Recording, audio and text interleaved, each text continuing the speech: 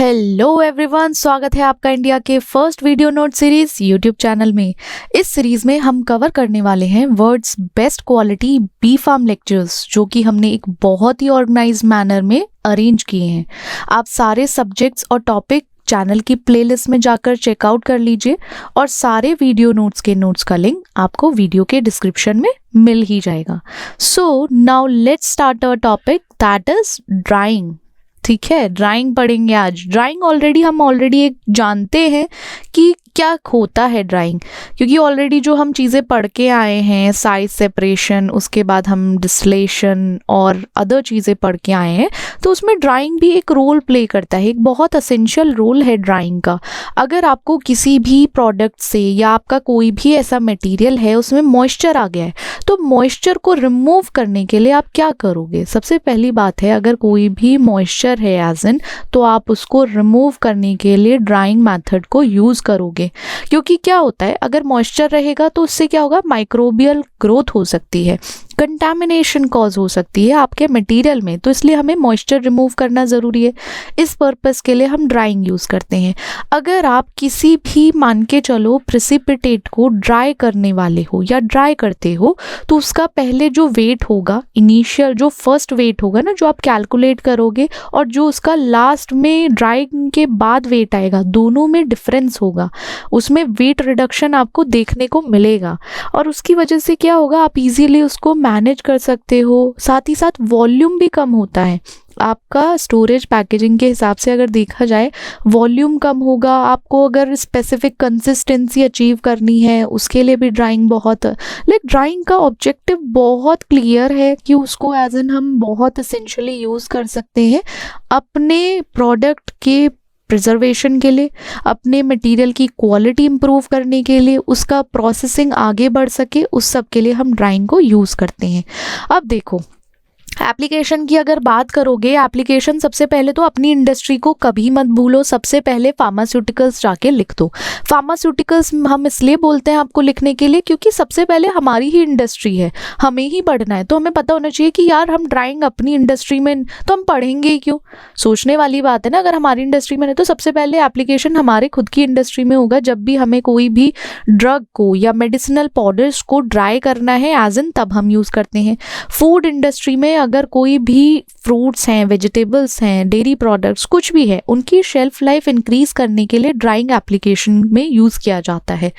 Agriculture, textile, chemicals, construction, paper industry, ceramics, तो यहाँ पे इन सब पार्ट में ड्राइंग का यूज़ है। तो आप एज इन याद करके चलो क्या क्या इंडस्ट्रीज़ हैं जहाँ पे, देखो 3 इंडस्ट्री तो आप मेरे हिसाब से याद करके चलो। एक तो फूड इंडस्ट्री को याद कर लो, करेक्ट, एंड देन आप अपनी खुद की इंडस्ट्री को मत भूलो, फार्मा को। देन आप किसको नहीं बोलो, एक केमिकल इंडस्ट्री को मत भूलो, क्योंकि ये सारी चीज़ें एप्लीकेबल होती हैं तीनों जगह। देन आप कंस्ट्रक्शन, टेक्सटाइल, पेपर, ये आपकी आती जाती रहेंगी। Okay, correct. अब मैकेनिज्म हमने पढ़ना है। मैकेनिज्म में एक तो देखो हीट ट्रांसफ़र होता है, जहाँ पे हीट मटेरियल में सप्लाई होती है।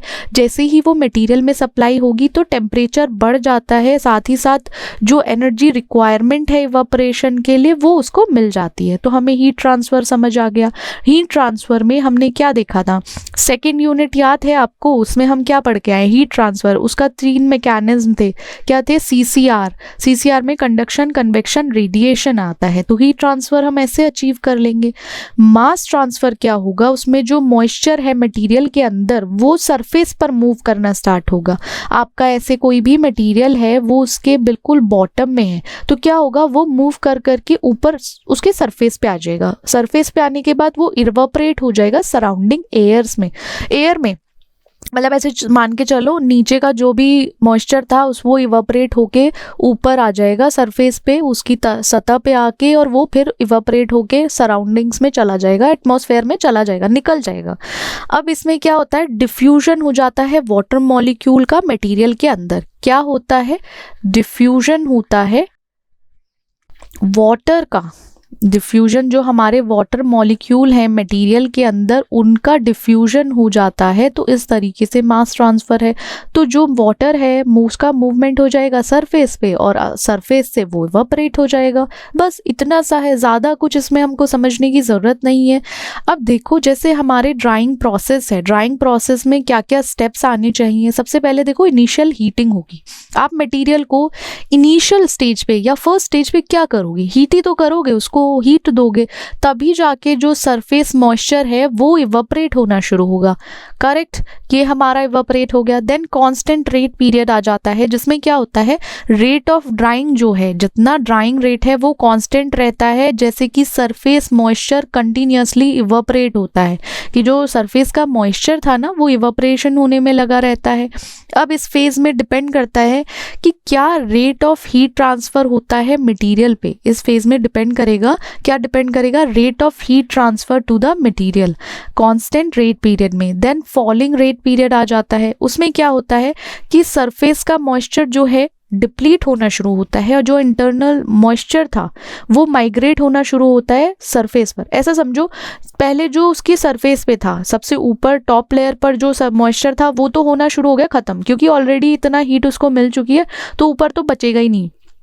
फिर अब देखो अंदर भी था मॉइस्चर, अब जो मॉइस्चर मटेरियल के अंदर था ना वो माइग्रेट होना शुरू करेगा, वो बॉटम से टॉप पे आना शुरू करेगा। करेक्ट, इस तरीके से क्या होगा, फॉलिंग रेट पीरियड हो जाएगा। फिर क्या होगा, ड्राइंग रेट डिक्रीज हो जाता है जैसे ही इंटरनल डिफ्यूजन होना शुरू करता है। वो डिफ्यूजन जो इंटरनल डिफ्यूजन है वो फैक्टर एक तरीके से लिमिटिंग फैक्टर बन जाता है। करेक्ट, इस तरीके से समझ आ गया आपको कि ड्राइंग रेट डिक्रीज हो जाता है as internal diffusion limiting factor बन जाता है। इक्विलिब्रियम कंटेंट की बात करें, इस पे क्या होता है कि आपको ड्राई करना है, ड्राइंग कंटिन्यूसली चलता रहेगा जब तक कि आपका मटेरियल ऐसे पॉइंट पर ना पहुंच जाए जहाँ पे मॉइस्चर कंटेंट लाइक इक्विलिब्रियम ना हो जाए या फिर एक तरीके से बैलेंस ना हो जाए सराउंडिंग इन्वायरमेंट के हिसाब से। ऐसा नहीं है हम उसको बिल्कुल मटेरियल को डिहाइड्रेट कर देंगे, उसको भी बेचारे को थोड़ा बहुत मॉइस्चर रहने दो बेचारे को, वरना ड्राइनेस हो जाएगी अलग से, इसलिए उसको मॉइस्चराइज़र लगाना पड़ेगा। तो मॉइस्चराइज़र ना लगाने की वजह से उसको सिर्फ इतना छोड़ दो कि ज़िंदा रह पाए। अब मटेरियल में हमने इक्विलिब्रियम मॉइस्चर कंटेंट छोड़ दिया है। कुछ फैक्टर्स ऐसे होते हैं जिसकी वजह से ड्राइंग प्रोसेस अफेक्ट होगा ही होगा, ये तो नॉर्मल सी बात है, इसमें 10 दिमाग लगाने की ज़रूरत ही नहीं है। हर जगह कोई ना कोई ऐसा फैक्टर है, आप कहीं कोई सी भी इंडस्ट्री में चले जाओ, कहीं भी चले जाओ, कुछ ऐसे फैक्टर, कुछ ऐसे ह्यूमन बीइंग आपको मिल ही जाएंगे जो आपकी लाइफ प्रोसेस को अफेक्ट करेंगे ही करेंगे। अब जैसे टेम्परेचर है, टेम्परेचर बढ़ता है तो ड्राइंग रेट बढ़ेगा, बट क्या होगा, जो हीट सेंसिटिव मटेरियल होते हैं उनकी क्वालिटी अफेक्ट होने लगती है। ये खुद सोचो, हमारा टेम्परेचर अगर हम बढ़ाएंगे, हमारा हीट सेंसिटिव मटेरियल है वो बेचारा तो खराब हो जाएगा, डिकम्पोज हो जाएगा, तो हमें टेम्परेचर क्यों फालतू में हम उसको इतना करें। तो लेवल से है, टेम्परेचर यूज़फुल भी है और हार्मफुल भी है।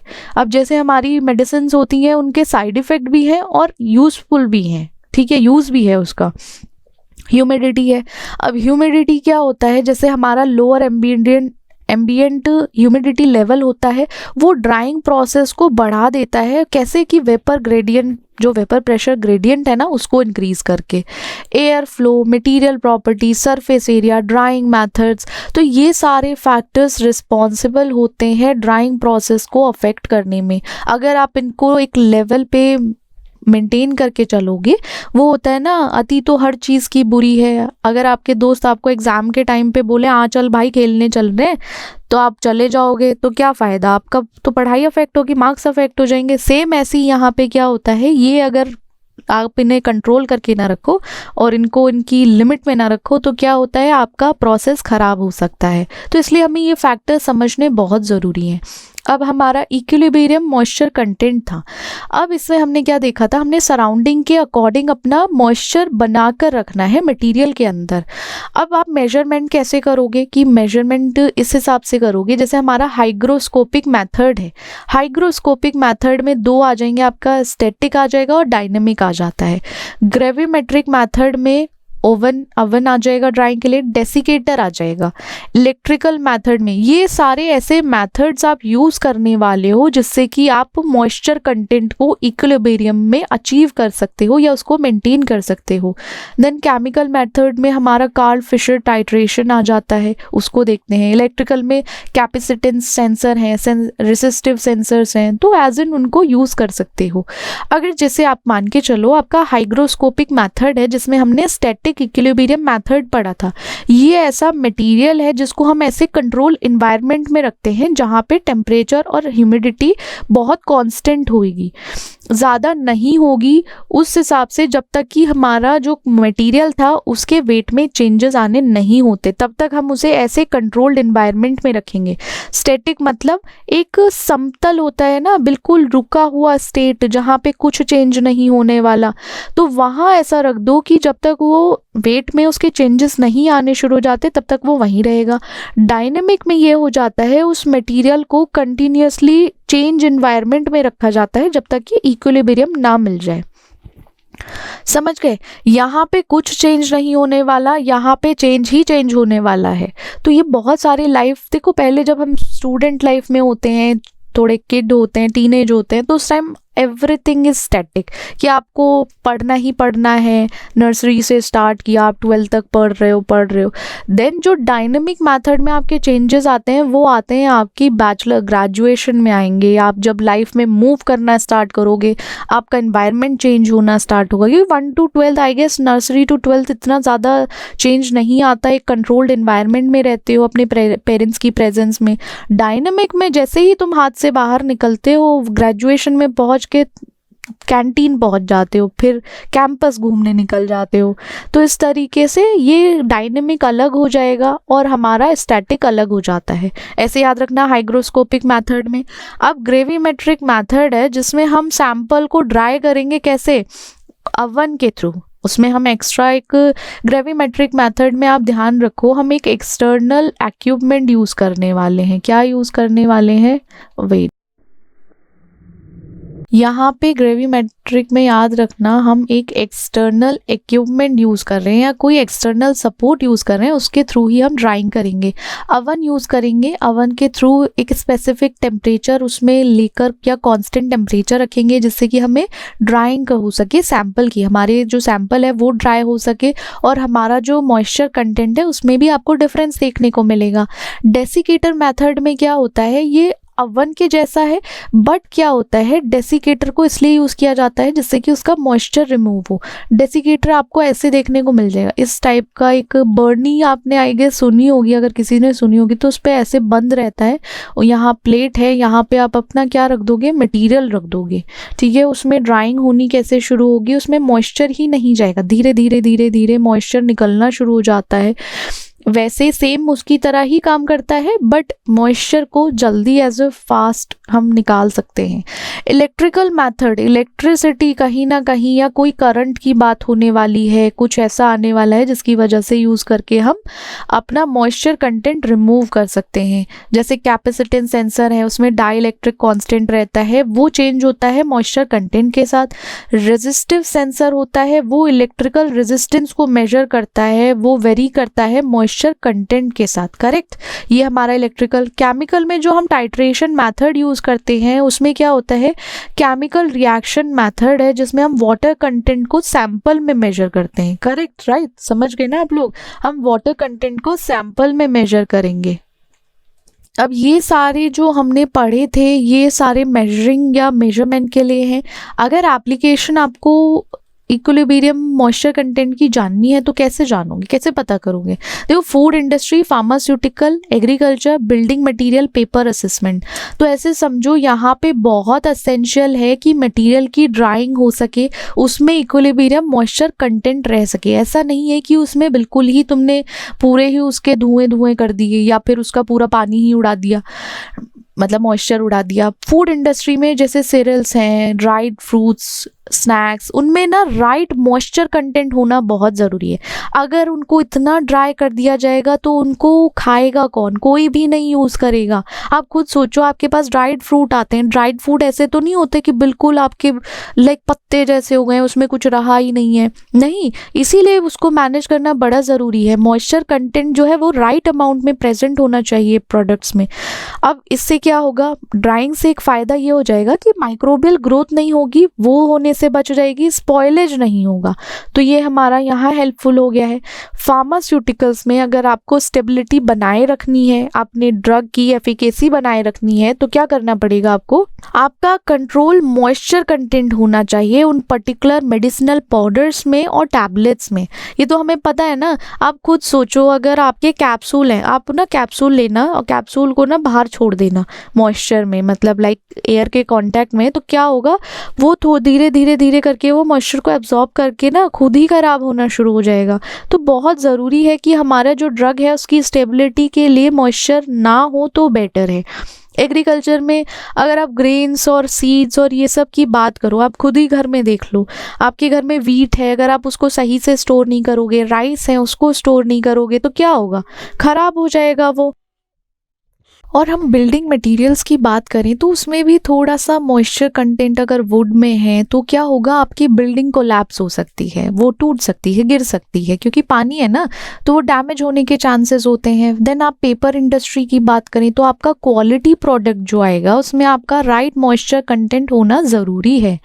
अब रेट ऑफ ड्राइंग कर्व की बात करते हैं। इसमें क्या होता है, हमें रेट ऑफ ड्राइंग कर्व एक ग्राफिकल रिप्रेजेंटेशन है जहाँ पे ड्राइंग प्रोसेस होता है, जिसमें हम बताएंगे या जिसमें हमें पता चलता है कि कैसे जो मॉइस्चर कंटेंट है वो मटेरियल में चेंज होता है टाइम के अकॉर्डिंग। आप ऐसे समझो, आपका कोई मॉइस्चर कंटेंट था, ठीक है, मॉइस्चर कंटेंट एक मटेरियल में है तो टाइम के अकॉर्डिंग ही तो चेंज होगा ना, उसमें से धीरे धीरे करके ही तो मॉइस्चर जाएगा मटेरियल से। ऐसा थोड़ी है कि आपने मॉइस्चर कंटेंट डायरेक्टली चला गया। तो क्या है, जहाँ पे कर्व आ गया, ये तो बहुत ईजी है समझने के लिए। जहाँ पर आपका कर्व है तो आप समझिए ऐसे कर्व आएगा, आपका कहीं ना कहीं ग्राफ की बात हो रही है, ग्राफ की ग्राफिकल रिप्रेजेंटेशन हो रहे हैं, वहाँ पे हम ग्राफ बनाएंगे मॉइस्चर और टाइम के हिसाब से मटेरियल का, ठीक है, ये आ गया। अब ये इसलिए इंपॉर्टेंट है, जैसे यार इंपॉर्टेंस अगर ड्राइंग ये ग्राफिकल रिप्रेजेंटेशन है तो ये डेटा एनालिटिक्स की बात कर लो कि डेटा हमें पता चल जाएगा। हम यूज़ कहाँ करेंगे, हम सब जगह यूज़ करेंगे, फूड में, फूड प्रोसेसिंग में, फार्मास्यूटिकल या मटेरियल साइंसेस, सब जगह यूज़ करेंगे। तो क्या करेंगे, हमें समझना है कि काइनेटिक्स क्या है मॉइस्चर रिमूवल का, वो कैसे हो रहा है। और ये हम की फेजेस जो हैं आपके, ये हम ऑलरेडी देख चुके हैं। सबसे पहले क्या होगा, सरफेस से मॉइस्चर जाएगा, फिर सरफेस के बाद जो बचा कुचा है वो इंटरनली मूव करेगा सरफेस पे, तब इवापोरेट होगा, फिर एक लेवल बन जाएगा मॉइस्चर का कि इतना रहना ही रहना है, स्टेबलाइज हो जाएगा। तो ऐसे समझो आप, करेक्ट। अब फेजेस क्या होती हैं ग्राफ में, वो सेम होती हैं। जैसे आपकी स्टीप लाइन जो है वो हाई इनिशियल रेट पीरियड को डिफाइन कर रही है, उसमें बता रहा है कि कांस्टेंट ड्राइंग रेट है। ये कांस्टेंट रेट पीरियड में हॉरिजॉन्टल लाइन आ जाएगी, वो बताएगा कि ड्राइंग रेट जो है वो चेंज नहीं हो रहा है, वो सेम है, करेक्ट। अब फॉलिंग में क्या होता है, वो डाउनवर्ड स्लोपिंग लाइन इंडिकेट करती है कि decreasing drying rate as moisture diffusion became the limiting factor. तो उसमें इक्विलिब्रियम पीरियड है, जैसे लाइन अप्रोच करेगी हमारी एक्स एक्सिस पर तो क्या होगा, वहां पे ऑलमोस्ट नो ड्राइंग होगी, कोई ड्राइंग नहीं होने वाली है। तो ये क्या हो जाएगा, इस लाइन पे आपका इक्विलिब्रियम अचीव हो गया है, जो एनवायरनमेंट के हिसाब से मटेरियल में मॉइस्चर होना चाहिए था वही है, करेक्ट। ये हमारा ग्राफ आ गया। अब हम इंस्ट्रूमेंटेशन पढ़ेंगे, मैं आपको फिर यही चीज बताने वाली हूँ या बता रही हूँ, डायग्राम बहुत असेंशियल है इक्विपमेंट्स इंस्ट्रूमेंट के, क्योंकि हमारे फार्मास्यूटिकल इंजीनियरिंग में इन्हीं की बात होने वाली है, इन्हीं का प्रिंसिपल, इन्हीं का कंस्ट्रक्शन, सब इसी की बात चलेगी, करेक्ट। तो आपको कहाँ से नोट्स मिल जाएंगे, नोट्स का जो वीडियो नोट है ये आपको, इसका लिंक वीडियो के डिस्क्रिप्शन में अवेलेबल है, या तो पॉपअप देख लो उसमें होगा। आपको वीडियो के डिस्क्रिप्शन में तो मिल ही जाएगा, तो वहाँ से उठाओ और यूज़ करो नोट्स को। अब ट्रे ड्रायर, सबसे पहले जो है हमारा ट्रे ड्रायर है, इसमें क्या होता है, इसको एज इन ये आप इसका कंस्ट्रक्शन देख लो। इसमें प्रिंसिपल जो यूज़ होने वाला है वो हीट ट्रांसफ़र वाले हमने 3 मैकेनिज्म पढ़े थे ना। मैकेनिज्म में क्या आ गया हमारा, CCR था, कंडक्शन, कन्वेक्शन, रेडिएशन। तो इसमें हम कन्वेक्शन यूज़ करेंगे ड्राइंग मेथड में, जिसमें हमारी हीट सर्कुलेट होगी ट्रे के ऊपर। इस तरीके से हीट सर्कुलेट होना शुरू हो जाएगी और सर्कुलेट होने के बाद कैसे कंटिन्यू करेगी, जो हमारा वेट मटेरियल है, जो मॉइस्चर कंटेंट है मटेरियल का, वो धीरे धीरे उस एयर में ट्रांसफ़र होने लगेगा और वैसे ही क्या होगा, वो उस एयर के थ्रू लाइक कैरिड आउट हो जाएगा, बाहर निकल जाएगा, जिसकी वजह से हमारा मटेरियल जो है वो ड्राई होना शुरू हो जाएगा। करेक्ट, ये कंस्ट्रक्शन हो गया उसका। अब आपका लोडिंग, आप मटेरियल को स्प्रेड करोगे ट्रे के ऊपर, फिर हीट करना स्टार्ट होगे। देन हीट करने के बाद जब चैम्बर में एयर सर्कुलेशन होना शुरू होगा तो फैन क्या करेंगे, उसको ब्लो करना शुरू करेंगे। हमारा हॉट एयर ओवन होता है ना, उसमें क्या होता है, फैन ही तो चलने शुरू हो जाते हैं। फिर उसके बाद तो मटेरियल के ऊपर एयर जाना शुरू होती है, मॉइस्ट एयर उसको एग्जॉस्ट करेगी चैम्बर के बाद से, मतलब चैम्बर के बाहर निकाल देगी। देन आप उसको मॉनिटर कर सकते हो और टेम्परेचर, ह्यूमिडिटी को मॉनिटर करने के बाद हम कंट्रोल कर सकते हैं। आप यूज़ कैसे करोगे, जैसे आपका ड्राइंग फार्मास्यूटिकल प्रोडक्ट है, ये तो नॉर्मल सी बात है, आपको अपना फार्मास्यूटिकल प्रोडक्ट को ड्राई करना है, फूड प्रोडक्ट है, केमिकल पाउडर्स यहाँ यूज़ करोगे। एप्लीकेशंस और यूजेस सेम हो जाते हैं। मेरिट्स और डीमेरिट्स थोड़ा सा ऊपर नीचे होते हैं, क्योंकि एक तो यूनिफॉर्म ड्राइंग होने वाली है, सिंपल ऑपरेशन है, वर्सटैलिटी है। साथ ही साथ डीमेरिट्स की अगर हम बात करें, प्रोसेस थोड़ा स्लो है, लेबर की ज़रूरत है, मैनुअली लोडिंग और अनलोडिंग करना है उसको, तो एनर्जी भी ज़्यादा चाहिए। तो ये हमें समझना है कि ये इसके मेरिट्स और डीमेरिट्स हैं। अब जैसे ड्रम ड्रायर है, ड्रम ड्रायर में क्या होता है, ड्रम को यूज़ करेंगे, एज इन ये ड्रम शेप में है, ड्रम को यूज़ करेंगे, जिसमें हम लिक्विड को या स्लरी जो है इस रोटेटिंग ड्रम में डाल देंगे। डालने के बाद ड्रम रोटेट होगा, इतना रोटेट होगा, सोचो वो मटेरियल ड्राई करेगा, मतलब ये मटेरियल को चक्कर दिलाएगा। चक्कर आने की वजह से वो धीरे धीरे खुद ही मॉइस्चर को वॉमिट कर देंगे। ऐसे समझो, जैसे होता है ना, आप लोग उसमें जाते हो कार्निवल्स में या झूलों पे, राइड्स पे, तो होता है ना कुछ लोग नहीं वो कर पाते हैं, ऐसे ही ड्रम में उसको ड्राई कर देते हैं, फिर उसको हम धीरे धीरे स्क्रैप ऑफ कर लेते हैं, उसको छुटा लेते हैं अपने जो मटेरियल है। ये हमारा कंस्ट्रक्शन है, कंस्ट्रक्शन इजी हो गया, इसमें कुछ सच आपको ऐड नहीं करना है। फीडिंग, ड्राइंग, स्क्रैपिंग और कलेक्शन करना है। स्लरी बनी है केमिकल्स में, प्यूरीज हैं किसी ड्रग प्रोडक्ट की या फूड प्रोडक्ट की, उनके लिए ड्राई करने के लिए है। अब मेरिट है, रैपिडली ड्राइंग हो जाएगी क्योंकि ड्राइंग रेट इसका ज़्यादा हाई है। स्पेस एफिशिएंट है क्योंकि कॉम्पैक्ट डिज़ाइन है, ये कंटिन्यूस ऑपरेशन चलता रहेगा। लार्ज स्केल प्रोडक्शन के लिए बहुत अच्छा है, बट क्या होगा, ये कुछ ही मटेरियल्स के लिए सूटेबल है। अगर आपका हीट सेंसिटिव मटेरियल है वहाँ नहीं चलेगा। चांसेस हैं आपका जो मटेरियल है उसकी क्वालिटी ख़राब हो सकती है, उसका डिग्रेडेशन हो सकता है, तो ये डीमेरिट्स में आ जाता है।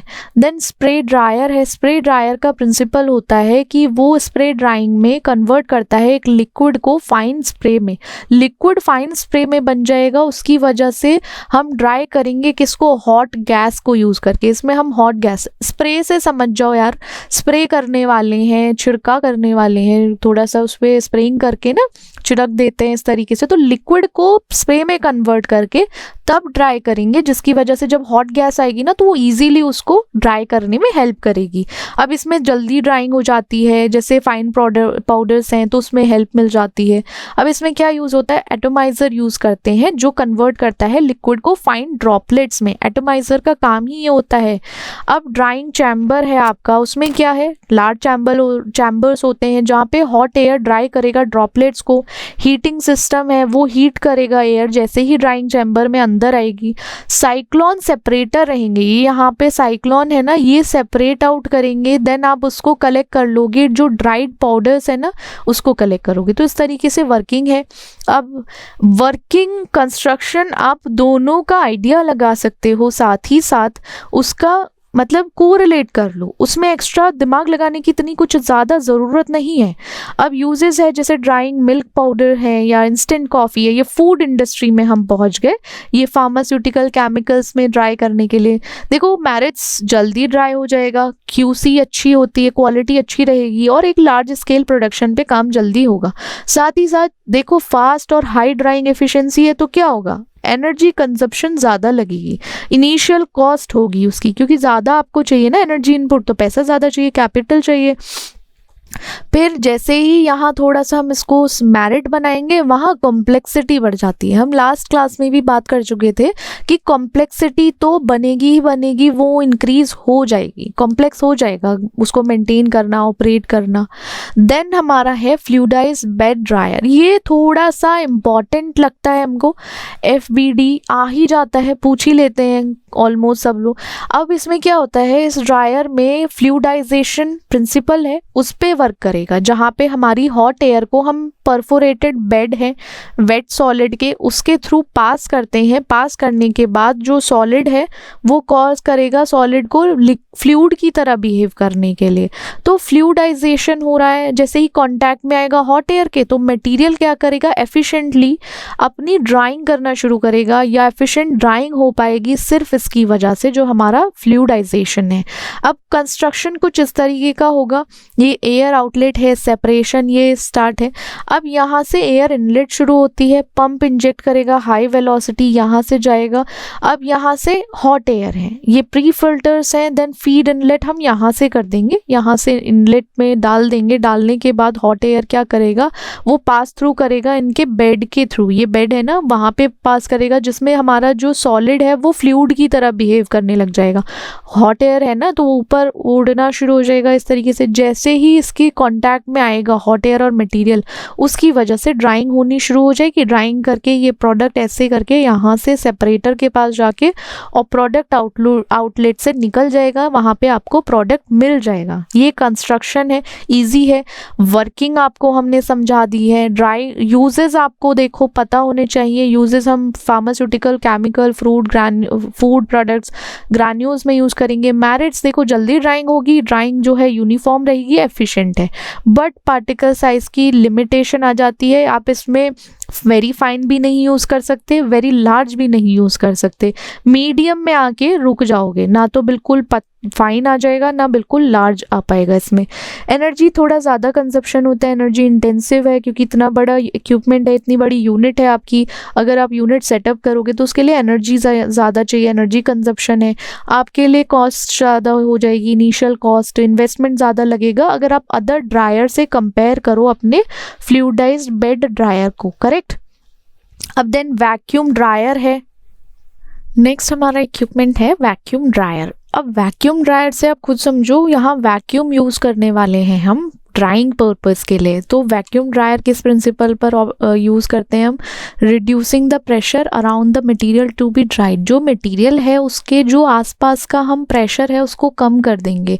कम करने की वजह से क्या होगा, उसका बॉइलिंग पॉइंट जो है वाटर का वो लोअर हो जाएगा अदर सॉल्वेंट से, तो वो ज़्यादा जल्दी इवापरेट होगा, या आप ऐसे समझो वो ज़्यादा जल्दी ड्राई हो पाएगा। अब देखो जिससे अलाउ करेगा लोइंग, लाइक आप समझो ड्राइंग हो रही है लोअर टेम्परेचर पे, तो वो एडवांटेजियस है, हमारे लिए फ़ायदेमंद है कि हम उसको कहाँ यूज़ कर सकते हैं, हीट सेंसिटिव मटेरियल पर, क्योंकि वहाँ पे ज़्यादा टेम्परेचर काम नहीं आएगा ना, तो वैक्यूम ड्रायर का यूज़ वहाँ पर आपको देखने को मिल जाएगा। देन कंस्ट्रक्शन, एक हमारा वैक्यूम चैम्बर होगा, वहाँ पे हम क्या लगाएंगे, शेल्व्स होंगी, ट्रेज होंगी, फिर वैक्यूम पंप, हीटिंग सिस्टम और कंडेंसर्स रहेंगे इस तरीके से। तो मटेरियल जो है सबसे पहले शेल्व्स पे या ट्रेज पे प्लेस कर दिया जाएगा चैम्बर के अंदर, और जब हम उसको कर देंगे, उसको चैम्बर को सील कर देंगे एयर टाइट, ठीक है, चैम्बर को एयर टाइट कर देंगे। देन वैक्यूम को लगाएंगे, या एक तरीके से वैक्यूम एप्लीकेशन होगा, एयर रिमूव हो जाएगा, जहाँ पे क्या क्रिएट होगा, वैक्यूम क्रिएट होगा, जिसकी वजह से बॉइलिंग पॉइंट जो है मॉइस्चर एक तरीके से कम हो जाएगा, और उसकी वजह से मॉइस्चर जो है वो एक तरीके से इवापोरेट हो जाएगा या ड्राई होना शुरू हो जाएगा हमारा मटेरियल। जैसे ही हीट मटेरियल पर जाएगी तो मॉइस्चर इवापोरेट होगा लो टेम्परेचर पर। अब लो टेम्परेचर है वो हीट सेंसिटिव कंपाउंड के लिए एज सच हम यूज़ कर सकते हैं। देन कंडेंसेशन में इवेपोरेट होता है मॉइस्चर, उसको कैप्चर करते हैं, देन हम कंडेंस करते हैं। हम क्या पढ़ के आए हैं, एक हम पढ़ के आए थे डिस्टिलेशन को, करेक्ट। डिस्टिलेशन में हम क्या यूज कर रहे थे, वहां पर हम कंडेंसर्स यूज कर रहे थे, कंडेंस करके उसको कलेक्ट करने का काम कर रहे थे। वैसे ही यहाँ एक्स्ट्रा हम कंडेंसर यूज करेंगे, फिर हम ड्राइड मटेरियल को चैम्बर से हटा देंगे। अब ड्राई देखो हीट सेंसिटिव पहले ही इन्होंने बोल दिया, उसको हम यूज कर सकते हैं। देन हमारा मेरिट्स जो है यहाँ पे जेंटल ड्राइंग होगी, सुटेबल है, हाई क्वालिटी का प्रोडक्ट ऑब्टेन कर पाओगे, एफिशिएंट है मटेरियल, जो डिग्रेड हो जाते हैं हाई टेम्परेचर पे तो उनके लिए। तो इन्होंने बात घुमा के मेरिट्स में तीन एक ही चीज के बारे में तीन बोल दिया है कि हीट सेंसिटिव मटेरियल के लिए जेंटल ड्राइंग हो जाएगी, और जो ड्राइड प्रोडक्ट है या हीट सेंसिटिव प्रोडक्ट है उनकी हाई क्वालिटी मिल जाएगी, और हाई टेम्परेचर पे जो डिग्रेड हो जाते थे मटेरियल मतलब हीट सेंसिटिव थे वो, मतलब बोलना एक ही चीज है, कहेंगे अलग अलग तरीके से। यही बुकिश नॉलेज होती है कि वो एक ही चीज को 10 तरीके से लिख सकते हैं। हमें ये याद रखना है कि हमें किस तरीके से लिखना है, हमें थोड़ा सा अपना क्या यूज करना है, हमें अपना ब्रेन यूज करना है, हमें स्मार्ट वर्क करना है। बहुत इजीली होता है, पढ़ाई बहुत आसान होती है, आई गेस इतना ज्यादा हार्ड नहीं होती मेरे हिसाब से तो। अब डीमेरिट्स है, अब स्लो प्रोसेस। कुछ लोग तो बोल रहे होंगे खुद ने तो पढ़ लिया, अब हमें ज्ञान दे रही हो। तो ऐसा होता है कि ज्ञान लेने के बाद ही दिया जाता है, तो उस हिसाब से समझो। डीमेरिट्स जब आप इसको पढ़ लोगे ना, आपको भी खुद इजी लगेगा कि यार अच्छा डीमेरिट्स हैं, उसमें स्लो प्रोसेस है, हाई कॉस्ट है, कॉम्प्लेक्सिटी है। तो हम को रिलेट करके अगर पढ़ेंगे ना सारे इंस्ट्रूमेंट्स को, तो हमारा खुद का भला होगा, हमारे लिए ईजी हो जाएगा, हम इजीली इसको लिख पाएंगे एग्जाम में। वरना 10-12 से ज़्यादा, कम से कम 20-25 तो आई गेस हमारे इंस्ट्रूमेंट हैं, एक यूनिट के लगा लो, 5 यूनिट है, सब जगह इंस्ट्रूमेंटेशन है। पढ़ने बैठोगे बीच की 3 यूनिट में तो इंस्ट्रूमेंट ही खा जाएंगे तुम्हें, इसलिए दिमाग यूज करो। अब फ्रीज ड्रायर है जिसमें लायोफिलाइजर है। लायोफिलाइजर का काम क्या होता है, आप सबसे पहले समझो। फ्रीज ड्राइंग करनी है हमें, लायोफिलाइजेशन मेथड यूज करेंगे जिसमें हम मटेरियल को फ्रीज कर देंगे, फिर उसका जो रिड्यूसिंग सराउंडिंग प्रेशर था उसको अलाउ करेंगे कि जो फ्रोजन वाटर है वो सब्लिमेट हो डायरेक्टली सॉलिड से गैस फेज में। तो इसमें ये सोचो हम कैसे कन्वर्ट कर रहे हैं, हम सॉलिड को किस फेज में कन्वर्ट कर रहे हैं, गैसेस फेज में कन्वर्ट करेंगे। किस में, गैस फेज में हम उसको कन्वर्ट करेंगे डायरेक्ट। अब इससे क्या होगा, हम स्ट्रक्चर और अपना मटेरियल का जो कंपोजिशन है उसको प्रिजर्व करके रख सकते हैं, उसको खराब नहीं होने दे सकते। ये कंस्ट्रक्शन होता है कुछ टाइप का। जैसे यहाँ पे फ्रीजिंग चैम्बर में क्या होगा, हमारा फ्रीजिंग चैम्बर में हम अपने मटेरियल को फ्रोज करेंगे। देन वैक्यूम चैम्बर है, वैक्यूम चैम्बर में क्या करेंगे, फ्रोजन मटेरियल के साइड का प्रेशर रिड्यूस कर देंगे, मटेरियल को ड्राई करेंगे, वैक्यूम चैम्बर में वैक्यूम बनेगा। देन क्या होगा, कंडेंस होगा जिससे हम सब्लिमेटेड वेपर को फ्रीज कर पाएंगे। देन क्या करेंगे, उसको कंट्रोल हीट के थ्रू मटेरियल ड्राइंग कर पाएंगे। जो मटेरियल है उसकी हीट कंट्रोल करके ड्राइंग के टाइम पे हम उसको सेटल कर लेंगे। तो क्या होगा, हमारा जो सॉलिड था वो सॉलिड डायरेक्टली किस तरीके से चला जाएगा, वो गैस फेज के थ्रू ड्राई हो जाएगा या इवोपरेट हो जाएगा, ऐसा समझो। फ्रीजिंग मटेरियल है उसमें फ्रोजन सॉलिड्स आ जाएंगे, प्राइमरी ड्राइंग सब्लिमेशन होगा, चैम्बर को इवैक्यूएट करा जाएगा, वहाँ पे एक कंट्रोल हीट लगाई जाएगी जिसकी वजह से आइस जो है वो सब्लिमेट हो जाता है वेपर में। करेक्ट, देखो आइस जो है राइट वो सब्लिमेट कर देंगे हम वेपर में। देन डिसॉर्प्शन है जहाँ पे बाउंड मॉइस्चर है वो रिमूव हो जाता है धीरे धीरे जैसे जैसे हम टेम्परेचर इंक्रीज करते हैं वैक्यूम कंडीशन के अंडर में। कंडेंसेशन है, अब कंडेंसेशन में आप कंडेंस करोगे कोल्ड सरफेस पे तो वो कंडेंसेशन होगा, फिर आपका मटेरियल ड्राई हो गया, आप उसको चैम्बर से बाहर निकाल दोगे। मैरिट्स और डीमेरिट्स क्या है हमारी, आपका देखो हाई क्वालिटी का आपको मटेरियल रह पाएगा या उस मटेरियल की क्वालिटी जो है वो अच्छी खासी आपके पास आ जाएगी, शेल्फ लाइफ बढ़ जाएगी, आपका जो प्रोडक्ट है उसकी लाइफ एक्सटेंड हो जाएगी। जेंटल प्रोसेस है क्योंकि हीट हाईली सेंसिटिव मटेरियल है, डेलिकेट मटेरियल है, वहाँ हम इसको नहीं यूज़ कर सकते। कॉस्ट बढ़ जाती है, कॉम्प्लेक्स हो जाता है, एनर्जी ज़्यादा रिक्वायरमेंट होती है। तो ये हमारे डीमेरिट्स हैं।